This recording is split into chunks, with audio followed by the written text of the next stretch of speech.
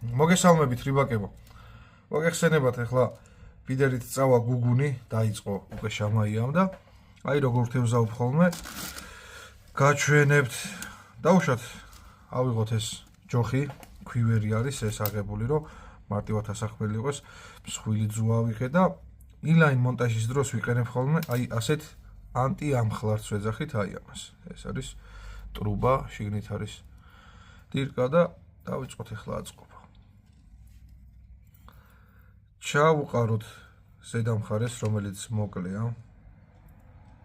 ასე შევუყაროთ.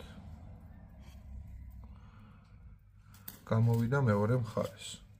ავიღებთ მერე სტოპერს.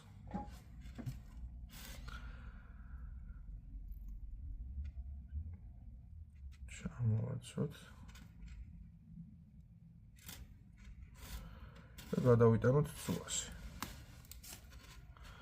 ესეც ამოყო თავი ძუაზე სტოპერმა.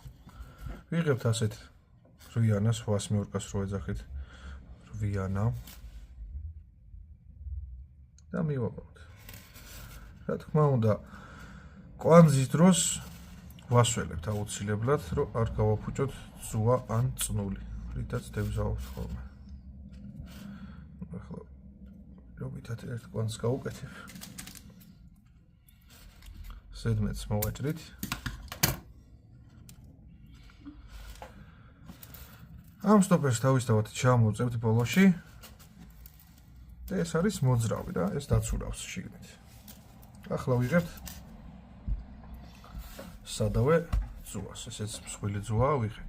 სხვადასხვა წყალსაცავებზე სჭირდება სხვადასხვა სიგრძე. მაგალითად, თბილისის ზღვაზე ხან 2 მეტრა, 2 მეტრნახევრიანი ვიყენია ხოლმე. სიონზე 80 სანტიმეტრი, მეტრიანი, მეტრ20-იანი, სხვადასხვა რა. ეგ ეტაპობრივად დავუმუღამებთ წყალსაცავზე რა. ესეც მივაბად. ამასაც თავისთავად მე დავასველებთ, რომ არ გაფუჭდეს. ძუა ასე შევყრეთ და ამ ზედმეტს უკვე მოვაჭრით. ასე. ავიღოთ ნემსკავი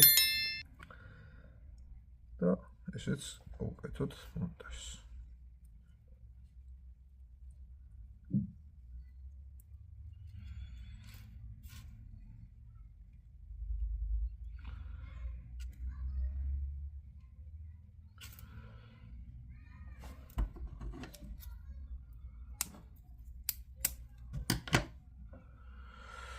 ეს გახლავთ ეგრეთ წოდებული inline